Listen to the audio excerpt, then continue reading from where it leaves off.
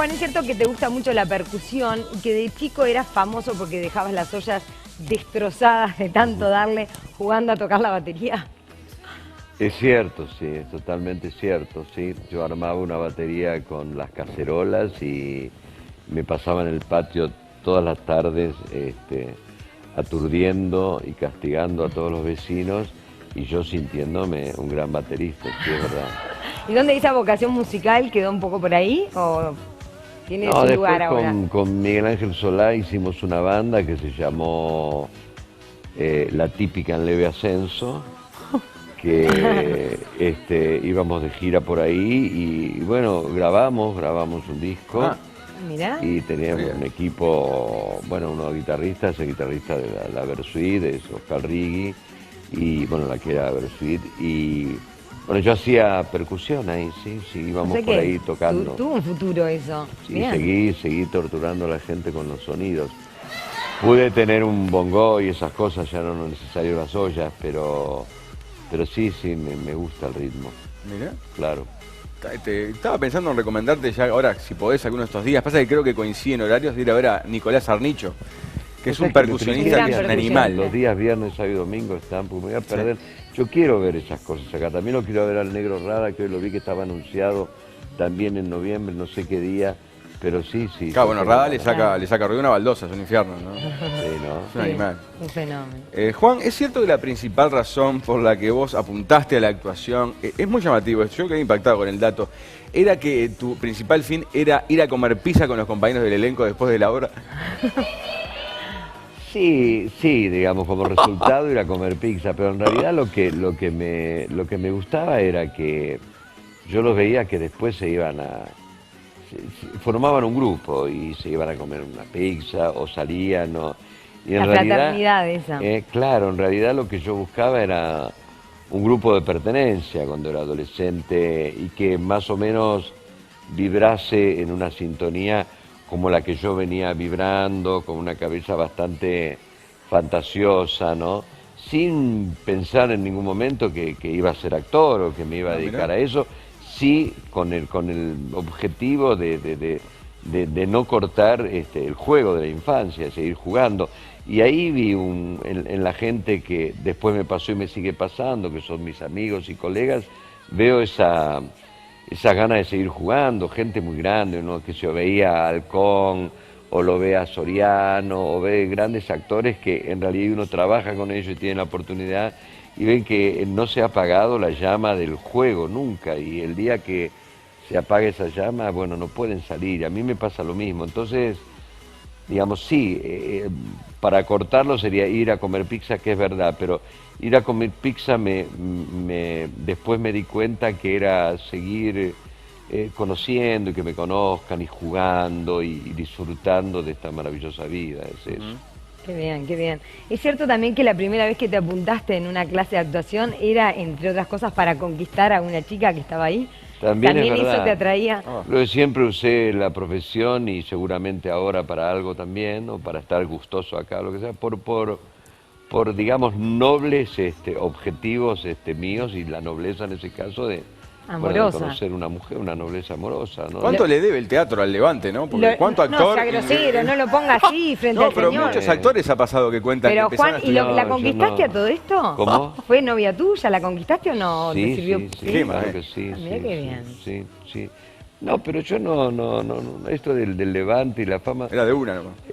No, pero los actores generalmente, por ejemplo, la gente que yo conozco, no, son bastante como tímidos y para adentro en relación. Yo creo que nosotros gastamos mucho y ponemos mucha adrenalina y mucha seducción por ahí en la tarea, pero yo no conozco muchos actores que sean listos para el Levante No, al contrario, los veo más como... Apocados. Más quedaditos. Más como cortos, ¿no? Y yo me incluyo.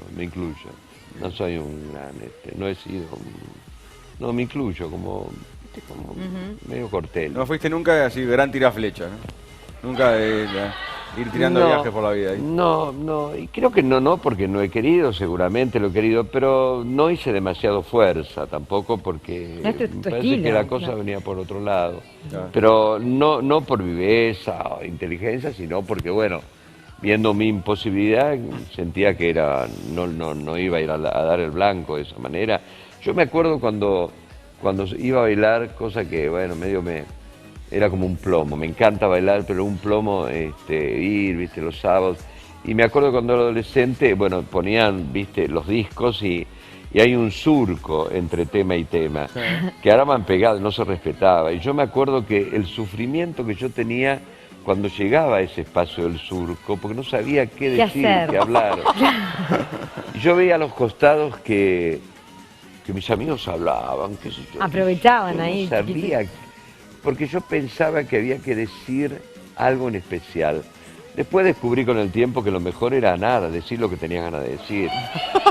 Claro, ¿no? Te ponías presión. Pero claro, pero que había que tener algo, un parlamento, o un libreto que yo no lo tenía, porque no había estudiado ni me interesaba tenerlo. Claro. Pero ante eso no había una reacción mía creativa ni nada, era el surco que hacía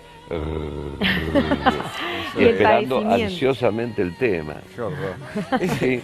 ¿Es cierto, Juan, que desde muy chico, desde muy joven, adolescente, te fuiste de tu casa y también que desde muy chico empezaste a militar políticamente? No es que bueno, qué sé yo, antes era como, viste, ahora que yo tenés que empujar a los chicos para que vayan de la casa, porque claro, bueno, están tan bien y además yo también estaba muy bien en casa.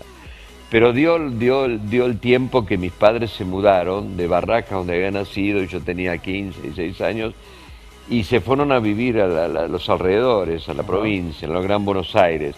Y para mí era complejo, porque realmente tenía mis amigos y mi grupo, y entonces me quedé, y bueno, ya después, posterior a eso, sí, entré también casi por el teatro, ¿no? Por esta cosa de conocer y de núcleos de contención, sí, me puse a militar, como militábamos todos los jóvenes en esa época que queríamos, digamos, modificar el mundo y hacer la revolución y todo eso. Digamos, era un lugar donde uno se encontraba con gente que soñaba de la misma manera y bueno, y teníamos esos sueños y hasta ahí llegábamos y transitábamos. Después vino todo lo que vino y lamentablemente a los soñadores, porque la cantidad de gente que desapareció y demás, yo te puedo asegurar que pudo haber, qué sé yo, el 0,1% que ha tenido un arma alguna vez en la mano. Éramos todos soñadores que, bueno, salíamos a pintar las paredes, como ahora los chicos entregan volantes, nosotros poníamos, no en campaña porque no estábamos en democracia tampoco, entonces era más difícil, claro, pero en realidad era un grupo de pertenencia, de estudio, de militancia, no de tener la verdad, sino de modificar las cosas, porque si uno cuando es joven no quiere modificar las cosas, aunque se equivoque, aunque después se modifique uno claro, mismo, digamos, si no hace esa experiencia y se queda solamente, no en esa época, pero ahora mirando el celular en toda hora, y bueno, se te acorta el panorama tan rico de la vida, ¿no? Que lleva tantas cosas, además de los celulares, esas cosas. Hay tantas cosas para ver y para comunicarse, sí, y para estar con el otro, sin necesidad de una pantalla, aunque sirva, ¿no? Porque con el otro por el tacto, ¿no? Por los olores, el tacto por los sentidos, ¿no? Que una pantalla no te lo da. Bueno, en esa época, digamos, nosotros no teníamos el acceso, no existía. Si hubiese existido, seguramente estaba todo el tiempo así. Entonces el tránsito de la relación se pasaba por los sentidos y eso, bueno, es rico también, ¿no? Supongo que atado a lo que estás contando, a esa etapa, viene la siguiente pregunta. ¿Es cierto que tuviste una época hippie? Muy hippie, muy sí. Hippie.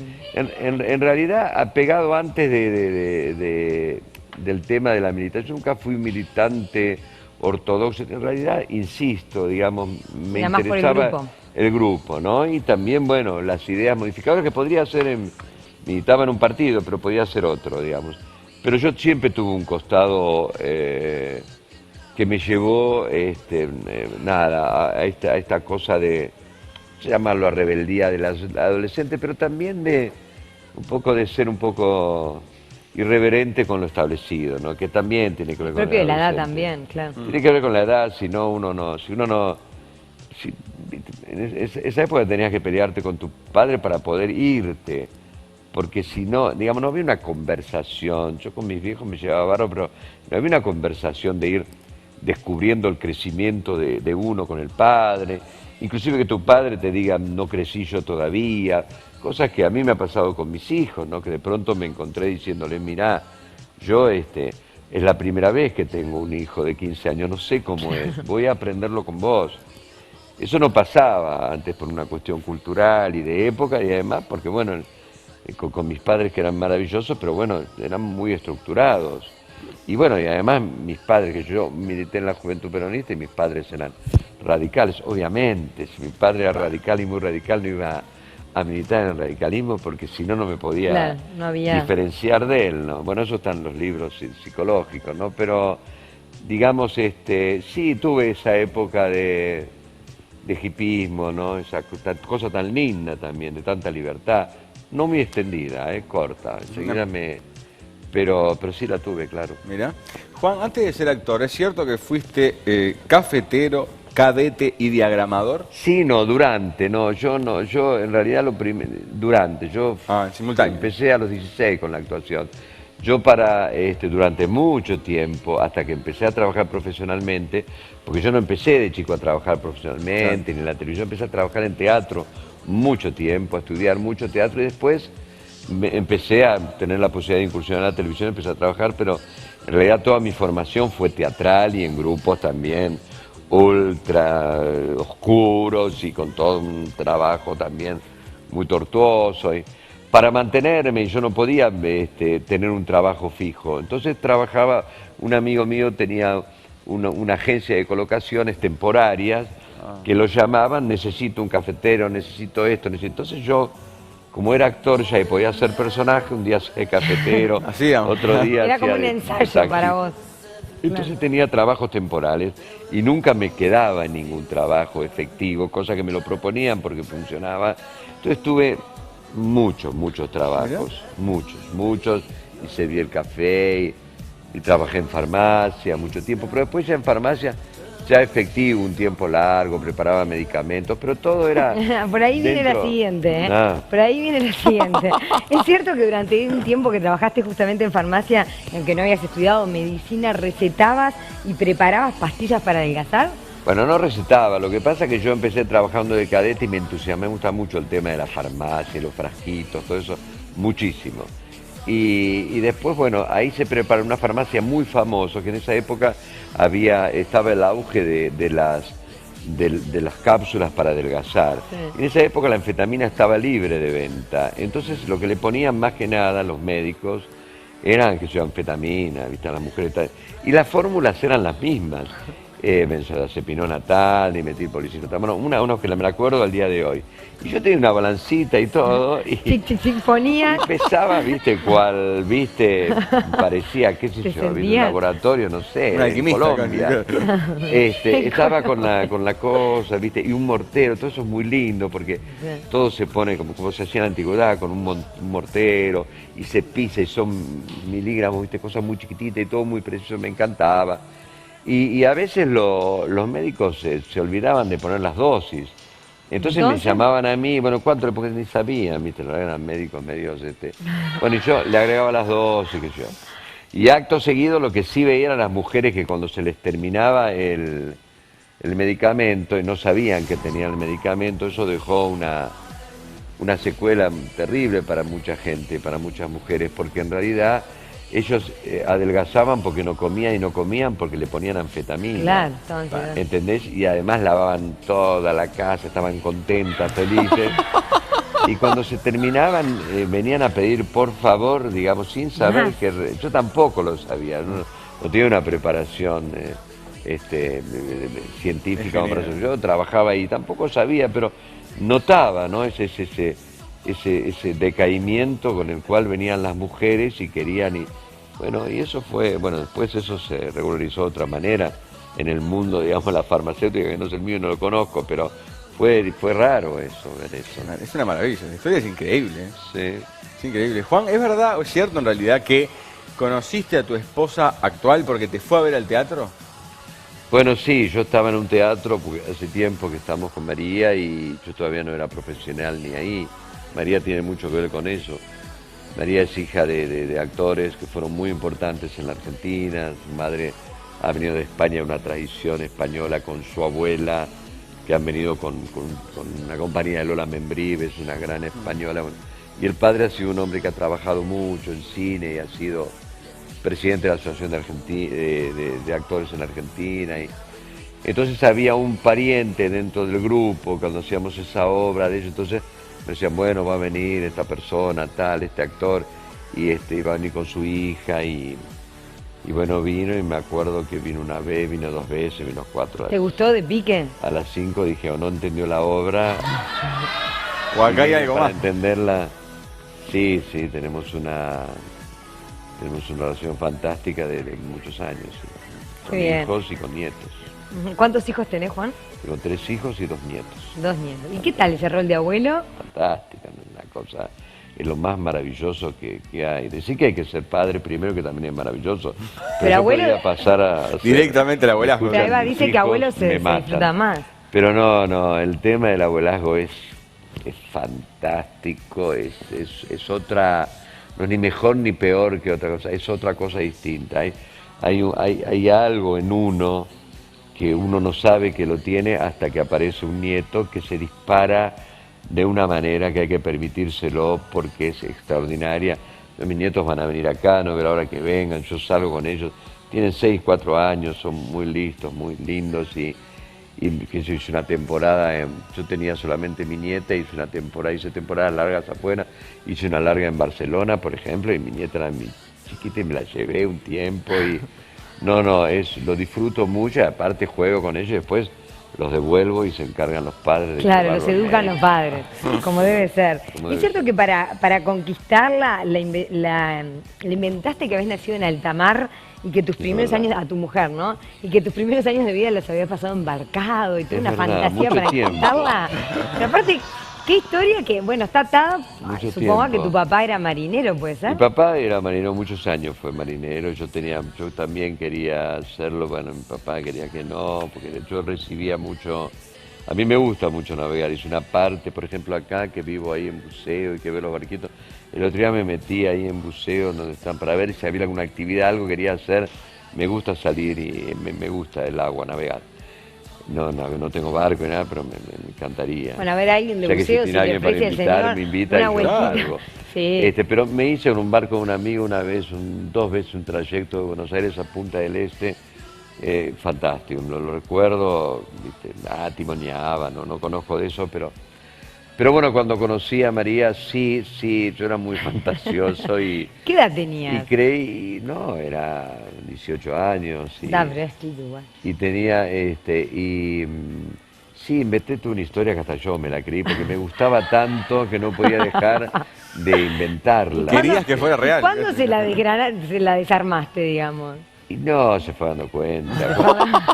Aquello no cerraba. Se fue dando cuenta. Ya era tarde. Ya me iba para el lado del carajo, ya era como que ya era, no sé, el capitán del barco. No, toda mi historia era que había nacido un barco, tenía otra nacionalidad, no sé, creo que noruego, porque el barco era... Leirado da mucho noruego, aparte. Pero que tenía una historia y que no bajé del barco. Y después viendo Bertolucci, viendo Novecento, que ahora lo está haciendo en Teatro Grandinetti, que es sobre la historia totalmente recomendable, de un pianista, ¿no?, que nunca bajó del barco, que vivió toda su vida en el barco y el tema es que no puede bajar hasta que le dicen de bajar, qué sé yo. Dije, mirá, esa no existía todavía, pero... Era un texto. Yo ya tenía ese texto.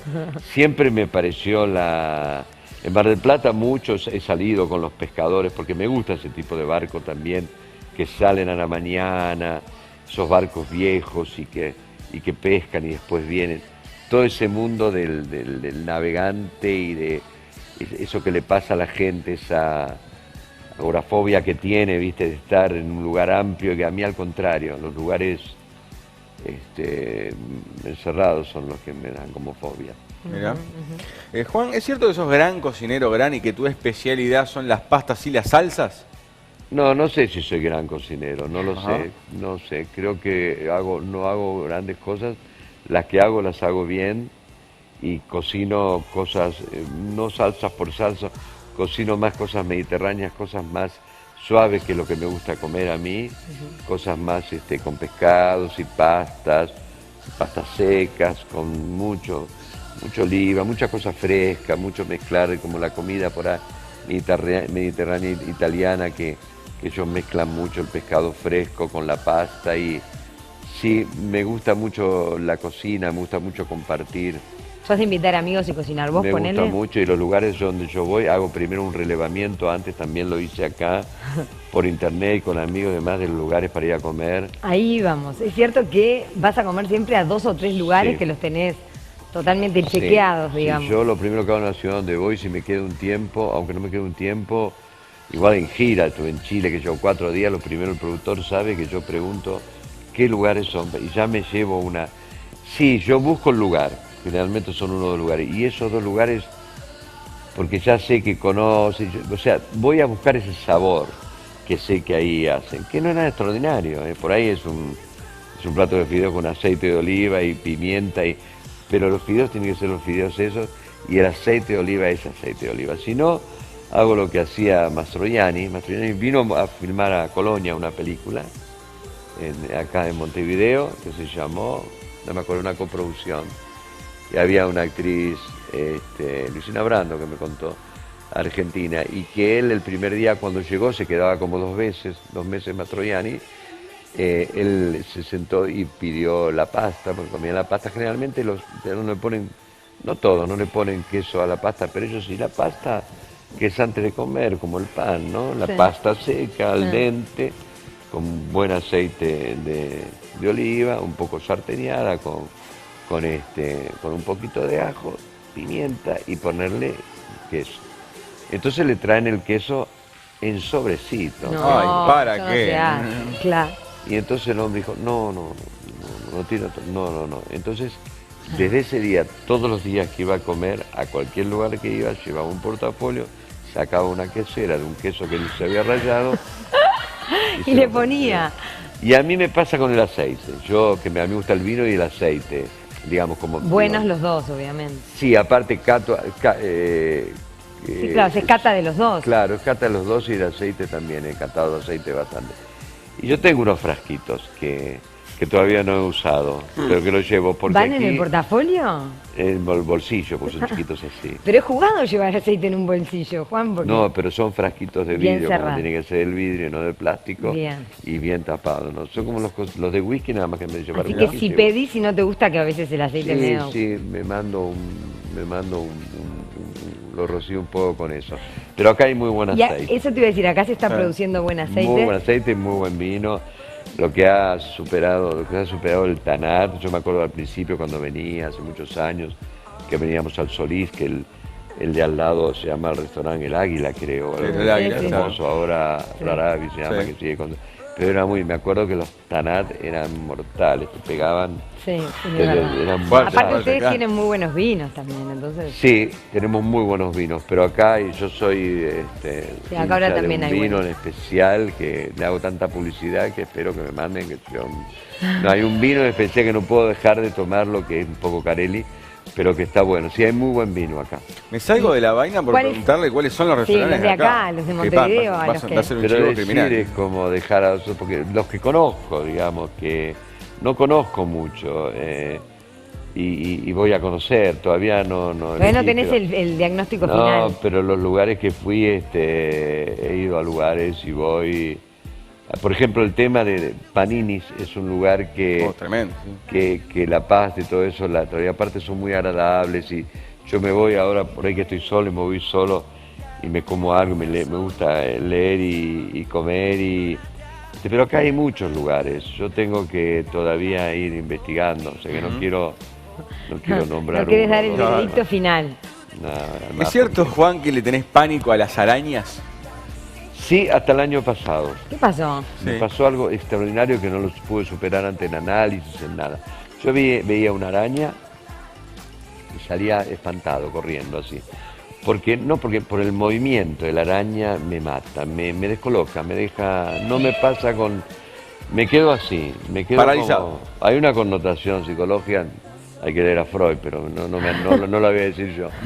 Pero, ¿Y qué pasó el año pasado que te cambió? ¿Qué pasó? Estaba con mis nietos Entonces mi nieto, mira, una araña, estábamos en Córdoba, en la Sierra, un lugar que voy mucho allá en Argentina. Y claro, y él estaba y la miraba y yo, mira, una araña enorme. Un piano, claro. Y vos disimulando un poco, capaz. Y yo empecé a disimular un poco y me asusté mucho y me fui y me quedé mal. A la media hora volvió la araña otra vez. Sí. Y dije, a ver. Entonces me fui acercando y en vez de matarla, era así la araña, de lejos con una escoba que había y como una pala también de lejos, la fui llevando y fue como una sensación que había vencido, y había subido el Himalaya, había vencido, Claro. y mi nieto que me miraba como algo normal, para mí era, y no temblé ni nada, y lo pude hacer, y a partir de eso, estoy seguro que si veo una araña me pasa algo, pero he superado algo interno, no sé por qué lo superé, tal vez porque la presencia de mi nieto y el tema que si él puede, Claro, no como pasarle yo no, ¿qué eso, me pasa? capaz. Pero acá, por ejemplo, una vez en Punta del Este, aquí hay una cabaña, y me tuve que ir corriendo porque en la puerta de la cabaña hay una tarántula, hay una cosa así enorme que hacía... Un tortón. Con ese movimiento, viste, que a mí me... Sin embargo, lo demás, las serpientes me encantan, me parece algo tan estético, tan lindo, tan... Las arañas, igual no es que me amigué, pero por lo menos pude no Manejar. matarlas. Acercar la distancia, claro. Mira vos. ¿Y es cierto que te gusta mucho la pintura también? ¿Consumirla o realizarla? ¿O ambas? Yo hice un curso de pintura y lo hago acá, ahora empecé a pintar otra vez, traigo tela, me traigo la valija y me gusta pintar, sí. Me han propuesto de hacer, pero no puedo mostrar la pintura porque es muy mía y porque yo no soy un pintor, yo soy un actor, no pinto, no sé si es bueno o malo, y tampoco quiero saberlo, pinto, porque cuando me pongo a pintar, hay que pintar bien, todo eso, me limito. Y yo cuando empecé a estudiar, antes no pinté nunca, en las primeras clases, todo se sorprendí, yo me creía que era un gran pintor, porque claro, yo no sabía ni mezclar los colores, sabía los colores primarios, no sabía absolutamente nada, nada, me gustaba la pintura de verla en los museos, pero no sabía nada, nunca pensé que podía pintar. Y tomé clases y al año he aprendido tanto la técnica que me empezó a limitar la técnica, entonces ya una pincelada no la podía dar porque sentía que no estaba cargado bien el pincel, que no mezclé bien el color, que esa textura no va con esto y que sí, entonces todo me sale y bueno, y perdí esa cosa, entonces tuve que dejar de estudiar para volver a... Pero igual se me metió lo técnico en la cabeza y no me ayuda demasiado a mí. Mira. Bueno, de la pintura recién hace un rato también dijiste que te gusta mucho, siempre bailar. Y es cierto que vos querías que eras un gran bailarín de rock and roll hasta que en una película rodando te dijeron, Juan, no bailás bien rock and roll, es más, parece que estás bailando una tarantela. ¿Puede ser? Sí, era ver una mirada de alguien que... yo bailo bien el rock, pero no bailaba tan bien como... Hice una película con Soledad Silveira que se llamó, y Darío Grandinetti se llamó Despabilate Amor, que fue muy linda película, muy linda, dirigida por Subiela, que tuvo mucho éxito y bueno, hemos viajado con esa película. Y fue un profesor que me lo dijo. Y yo, claro, cuando Subiela me llamó, me dijo, Juan, digo, yo he bailado mucho el rock y además lo bailo bien realmente. Sí, pero claro, el tipo cuando fui al profesor, que me tenía que preparar para la película, me dijo, está bárbaro lo que hace, lo que pasa es que no es rock, es como una tarantela, digamos. Que es un poco como bailamos rock casi todos.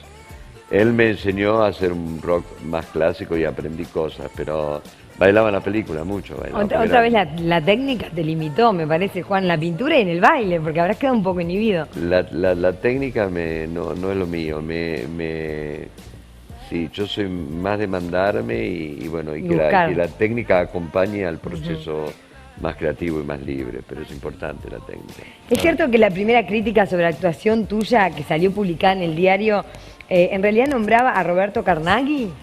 Sí, la primera crítica de televisión, yo trabajaba en un programa de Tato Bores, hacía unos bolos, y Carnaghi hacía tiempo que estaba, y yo trabajaba en teatro, pero era lo primero que hacía en televisión, y una vez Carnaghi se tiene que ir a hacer una función porque se retrasó la grabación, al Teatro San Martín, entonces vino Tato Bores y me dijo, mirá, que me estuvo observando, pues ya hace un tiempito estás acá, estás haciendo unos bolos, me gusta lo que haces, tenemos un problema, tenemos que terminar esto porque tiene que salir mañana, y se fue Carnaghi, entonces necesitamos que hagas de Carnaghi, o ¿cómo voy a hacer de Carnaghi?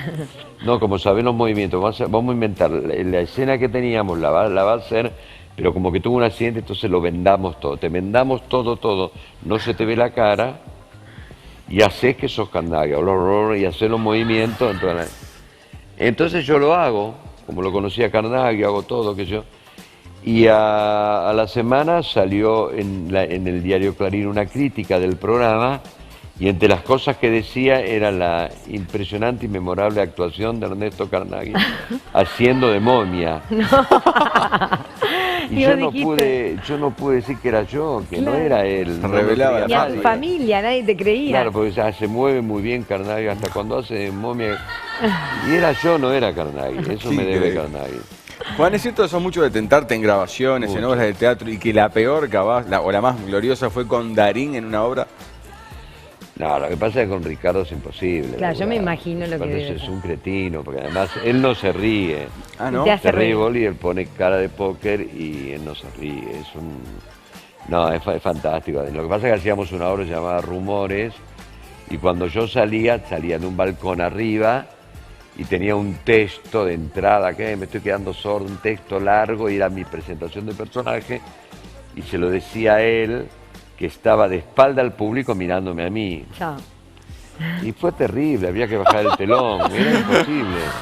Porque hace unas cosas, Ricardo, pone como es muy simpático, tiene mucho humor, y pone una carita como de despistado que... Pero yo soy de tentarme mucho, bueno, en Gasoleros, en Grados mismo, era impresionante. A mí me divierte mucho actuar, y me gusta el humor, entonces me aflojo y que yo parezco una persona seria, pero lo soy, pero me aflojo y me río, y cuando me río no puedo ocultar la risa, entonces me aflojo y me río, hasta que termine de reír. Y va de nuevo y ya está. Y claro, todo se pone un poco nervioso. Claro, sí, me imagino cuando grabás tira, que van como locos. No. Es cierto que una función en Carlos Paz de Los Mosqueteros, esa comedia exitosísima que hicieron, estuvo mucho tiempo en cartel, venía todo bien, pero cuando llegaron a Carlos Paz no se rió nadie.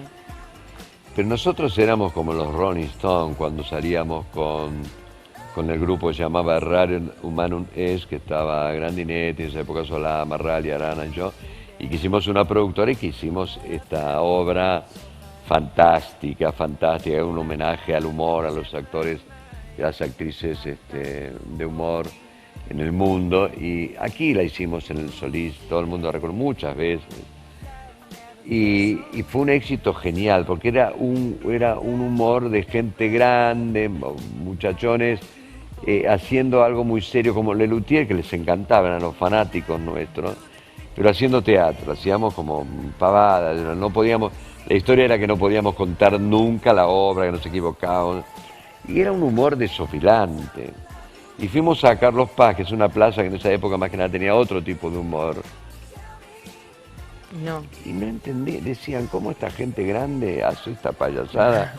Salían enojados. Qué rico. No se rió, hicimos temporada, que la tuvimos que acortar. No se rió nadie. Nadie Noche tras se reía. noche. Qué difícil, ¿no? Terrible. Tuvimos que acortar la temporada, recuerdo, sí, fue terrible. Y es cierto que con ese grupo humano fantástico de Los Moqueteros, a veces arrancaba tarde la función porque se quedaban jugando al truco. Terrible. Nosotros, en la única, mirá que somos amigos, después trabajamos en Maracas, después trabajamos en Minero hasta hace poco, y seguiremos trabajando cuando aparezca algo que nos una. Pero si en algo nos poníamos a discutir y mal, era con el tema, teníamos campeonatos de truco, éramos 4, y nos íbamos 2 horas antes de la función y nos matábamos con el truco. Y una vez había una final y había que esperar la última mano, y el público ya estaba, no podía empezar. Y empezaba a patear, ¿viste? Y nosotros no. Después le explicamos al público, porque esa obra tenía esas cosas fantásticas. Un día, por ejemplo, se enfermó Grandinetti, creo, entonces estaba lleno, siempre estaba lleno. Y salimos así, combate, dijimos, mire, pasa lo siguiente, Grandinetti está enfermo. Hay 2 posibilidades. Nosotros tenemos acá al director que no es actor, se llama Manuel González Gil, que conoció. Exacto, pero escribió la obra y nos dirigió, conocen el texto. Hay dos posibilidades, o la hace él, lo de Grandinetti, o le devolvemos la entrada. Le dejamos 15 minutos para que piensen, entre ustedes, eran 600 personas, y volvemos, nos íbamos y jugábamos al truco. A los 20 minutos, bueno, ¿qué tal? La gente ya estaba, la luz prendida, bueno, no, sí, como una asamblea. Bueno, no, por mayoría la hacemos. Bueno, la hacemos, okay. Y la hacíamos con que nos reíamos. La obra era esa, era eso. Era fantástico. Y es cierto que ha llegado a parar funciones, porque no sonó un celular, sino que se le prendió la luz de un celular a alguien del público y te desconcentra. Bueno, no yo solo, digamos, muchos no vos actores. Solo. Buenos Aires, yo creo que acá también, bueno, todavía no hice temporada, pero no me pasó, pero en Buenos Esto Aires... es un aviso para los que vayan a Tinglado, ojo. Sí, pero un aviso para el beneficio de ellos, no Sin solamente duda. los actores, digamos, ¿Pero te desconcentra? digamos, sí, se desconcentra todo, el público, uno. Vos imaginate que se apaga la luz, digamos, los apagones de luz entre acto, entre escena y escena, están regulados, tienen que ver con el seguimiento también de la trama, de la historia, no son porque sí, o hay cambios en el escenario que para no ver a los técnicos, a los actores que están sacando un mueble, porque no da determinada obra, si es una obra de época y hay, qué sé yo, entra un tipo en jean, qué sé yo, es como una... Entonces, si aparece alguien que está muy ansioso para ver si recibió un mensaje o no, que yo entiendo, pero digamos, lo puede ver después, aparte, no sé, si es algo muy importante, ¿para qué ir al teatro? Mejor estar en la casa recibiendo y escuchando el mensaje de tal persona. Juan, pero te pasó de parar la obra y dejar... Sí, nos ha pasado. ¿Qué le dijiste al señor, por ejemplo? Sí, perdón, pero de verdad no puede usar el celular. Estamos trabajando, nos está desconcentrando y usted está hablando... sí, no. No, eso es tremendo, una falta de respeto. No puede ser, así que por favor, sea amable, realmente. Aparte se le anuncia, nosotros allá grabamos los actores explicando por qué no tienen que apagar el celular, no solamente cosa nuestra, sino del público, de todos. Y esa misma, aunque no trabajes en esa obra, justamente cuando no trabajas, se pasa antes de la función esa grabación de los actores, importantes y actrices que dicen. Y sin embargo, dejan prendido y hablan, ¿entendés? Claro. Y la verdad que es una pérdida para esa persona porque no va a leer bien el mensaje, mejor que se quede en su casa viendo si el mensaje, si salen después, si no sale, porque no está mal eso. Pero ¿para qué va al teatro y se gasta una entrada y de pronto ilumina un momento que tiene que estar en la oscuridad o habla cuando le dice el personaje a la mujer después de 1 hora y media, de verdad me quiero casar con vos? Claro. Y en ese momento que le está diciendo, dice, hola, sí, no, pero pará, sí, lo que pasa acá. No, claro. ¿Viste? Es como que violento, no da. Sí, no. Juan, ¿es cierto que cuando estás grabando una tira y hay, por ejemplo, un corte para almorzar, vos aprovechás para leer sobre filosofía, física cuántica?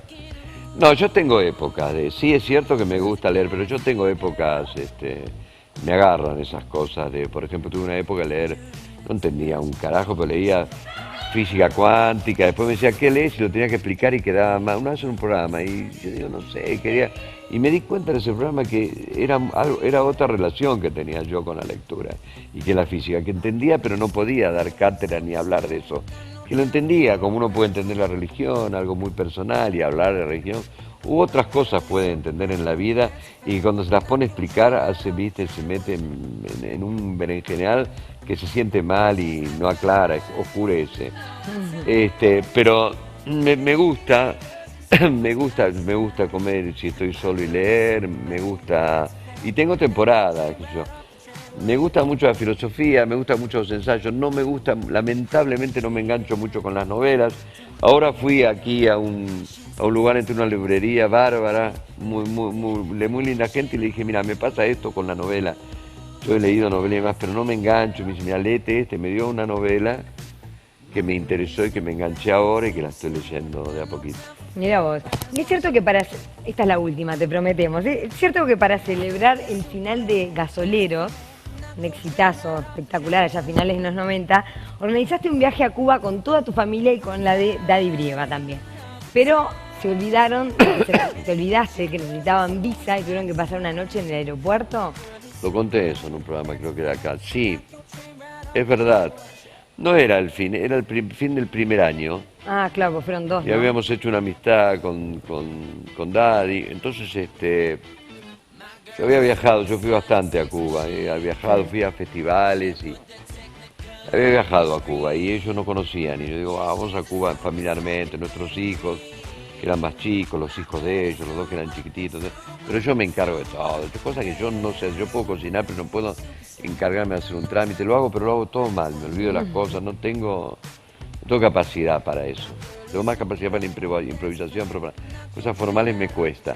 Entonces dije, bueno, como estábamos en el auge de Gasoleros, todos estaban impresionados, ya era como se paraba el país para ver gasoleros. Entonces cada vez que yo iba a un lugar, se quedaban mirándome, y si hacían un trámite se equivocaban porque me miraban. Entonces todos me daban todo. Entonces digo, bueno, miren, fui a una agencia, todo esto, lo otro, con Daddy, toda la familia, bueno, sí, tomá, todo, esto, lo otro, todo, y me dieron todo. Entonces no me aclararon otras cosas que te aclaran, porque usted no sabe, tiene esto, lo otro.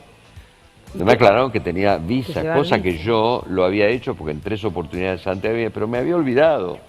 Entonces volaban los domingos nada más, me parece, en esa época aerolíneas, sí, nada más el domingo, había que esperar. Y llegamos a las 3 de la mañana, viaje largo, divino a Cuba, todo bien, con las visas, los pasaportes. No tenía. Me había comido. Ay, pobre. Imagina el sentimiento de todo. Entonces fue un momento muy duro. Primero, familiarmente, porque todos me miraban. Te querían matar.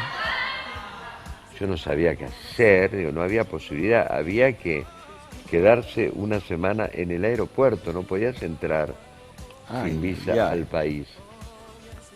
Bueno, nada, conté la situación, se habló con Cancillería, no sé, bueno, éramos lo que éramos conocidos. Para eso por ahí sirve, no íbamos ni a robar, ni a hacer la contrarrevolución, ni nada.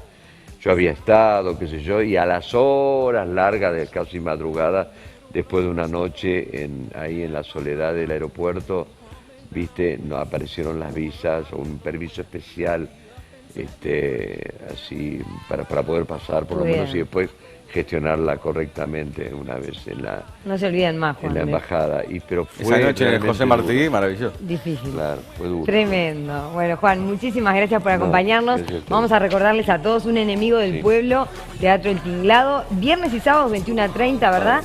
Y domingos 19:30.